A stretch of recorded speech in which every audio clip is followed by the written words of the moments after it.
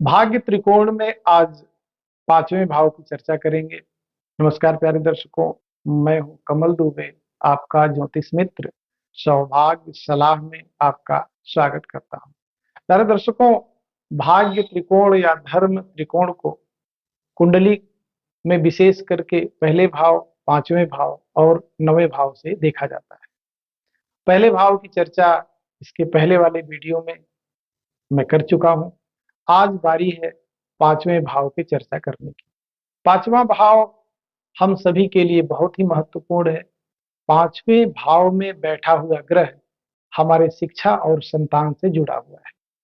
अगर ग्रह शुभ है, मजबूत है, उच्च का है, स्वगृही है, मित्र के घर में है, स्थान बली है या दृग बली है, अंश बल में मजबूत है, तो उसका स्कोर हमेशा अच्छा रहेगा। और अगर यहाँ पर ग्रह कमजोर होता है तो निश्चित तौर पे हमारी शिक्षा और संतान की स्थिति में कहीं न कहीं कमी आ जाएगी।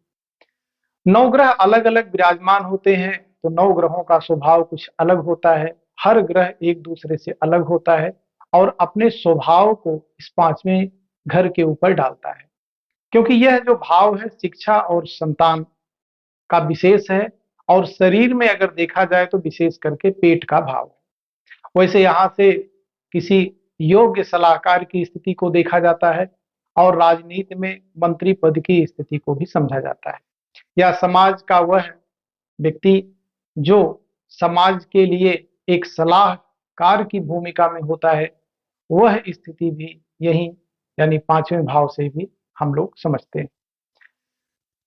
इस पांचवें भाव में अगर सूर्य देव विराजमान होते हैं तो सूर्य देव के स्वभाव को आप समझ लीजिए। सूर्य देव ग्रहों के राजा हैं, उनमें एनर्जी बहुत है, ऊष्मा बहुत है और शिक्षा और संतान के लिए गर्मी, क्रोध और राजसी ठाठवाद से बात नहीं बनती है। शिक्षा और संतान के लिए तपस्या करने की जरूरत है, शांत रहने की जरूरत है।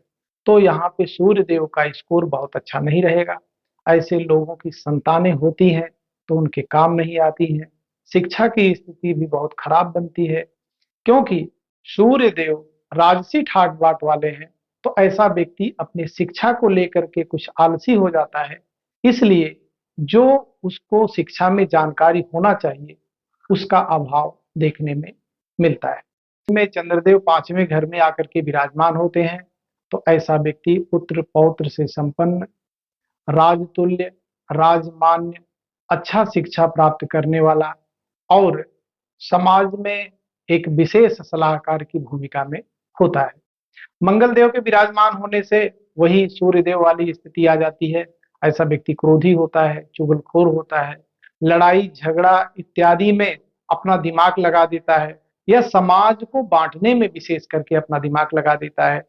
तो इस वजह से मंगल देव की भी स्थिति यहाँ पे बहुत अच्छी नहीं बनती है।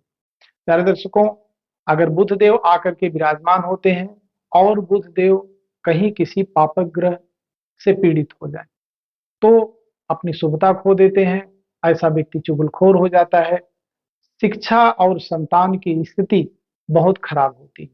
लेकिन यही अगर बुध देव का संबंध शुभ ग्रहों से हो जाए तो ऐसा व्यक्ति शिक्षा और संतान के क्षेत्र में बहुत ऊंचा नाम करता है और साथ में संतान भी उसकी योग्य पैदा होती है और समाज के लिए वह एक सलाहकार और राजनीति में मंत्री पद को हासिल करने वाला होता है। प्यारे दर्शकों, यदि बृहस्पति देव आकर के विराजमान हो जाए तो थोड़ी से संतान को लेकर के यहाँ मुसीबत होती है, क्योंकि ऐसा व्यक्ति अपने संतान को लेकर के कुछ न कुछ विवाद में रहता है, कुछ न कुछ परेशानी में रहता है। लेकिन वह मंत्री पद को आसानी से प्राप्त कर लेता है। ऐसे व्यक्ति की शिक्षा बहुत होती है और समाज का हर वर्ग ऐसे व्यक्ति का सम्मान करता है, क्योंकि ऐसा व्यक्ति योग्य होता है, शास्त्र और धर्म का ऐसा व्यक्ति ज्ञाता होता है। प्यारे दर्शकों, शुक्र देव आकर के यदि पांचवें भाव में विराजमान हो जाते हैं तो सबसे अच्छी स्थिति बनती है। ऐसा व्यक्ति लक्ष्मीवान होता है और स्थिर लक्ष्मी, धन लक्ष्मी, चिर लक्ष्मी, जहां से हम लोग इस संसार के हर प्रकार के सुखों को, हर प्रकार की लक्ष्मी को देखते हैं, शुक्रदेव ऐसे जातक को दे देते हैं। ऐसा व्यक्ति इस संसार के सभी सुखों को भोगता भी है, ऐश्वर्य को भोगता है और साथ में समाज में उसका एक अच्छा खासा सम्मान और दबदबा रहता है।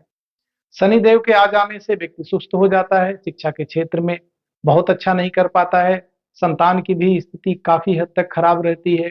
ऐसे व्यक्ति को जीवन में हर प्रकार की तकलीफ, हर प्रकार की मुसीबतों का सामना करना पड़ता है।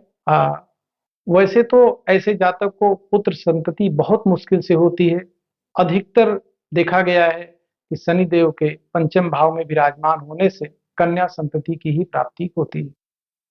प्यारे दर्शकों, राहु देव आकर के विराजमान होते हैं, ऐसा व्यक्ति बड़ा चालाक हो जाता है, स्थिति परिस्थिति को देखने वाला हो जाता है, लेकिन संतति का सुख ऐसे लोगों को प्राप्त नहीं होता है।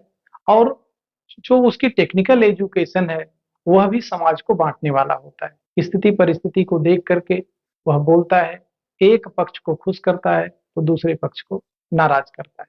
कहने का मतलब है बुरे लोगों की संगति में ज्यादा रखता है, अच्छे लोगों की संगति में कम रहता है। केतु देव की स्थिति भी लगभग कुछ ऐसे ही बनती है। ऐसे लोगों को संतति प्राप्ति बहुत मुश्किल से होती है, या अगर उनके पास संतति है भी तो वह संतति उनके काम नहीं आती है। ऐसा व्यक्ति जीवन में बहुत दुख उठाता है, बहुत परेशान होता है और दर दर की ठोकरें भी खाता है। साथ में उसके जीवन में भटकाव होता है, परेशानी होती है। इस प्रकार से हम लोग नौ ग्रहों की स्थिति पंचम भाव में समझते हैं और देखते हैं। प्यारे दर्शकों, भाग्य या धर्म त्रिकोण का जो अंतिम भाव है वह नवम भाव है। इसकी चर्चा हम लोग इसके अगले वाले वीडियो में करेंगे। आप सभी लोग हमसे जुड़े, आप सभी लोगों का बहुत बहुत धन्यवाद।